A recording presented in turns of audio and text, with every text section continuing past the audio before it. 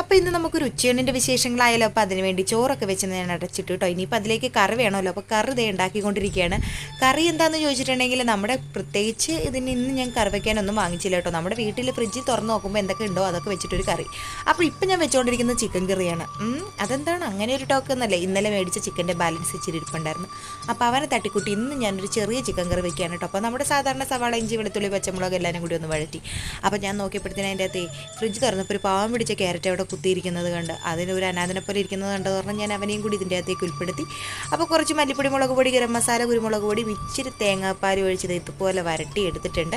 അപ്പോൾ അത് കഴിഞ്ഞ് നോക്കിയപ്പോൾ ഒരു പച്ചക്കറി വേണമല്ലോ എന്ന് വിചാരിച്ച് അച്ചിങ്ങ മെഴുക്ക് വരട്ടാന്ന് പറഞ്ഞ് ചെന്നപ്പോഴത്തേനും പാവം പിടിച്ച ഒരു പച്ചക്കായാണെന്ന് പോലും മറന്നുപോയിട്ട് കപ്പ ചുട്ടതുപോലെ ഇരിക്കുന്നത് കണ്ടു.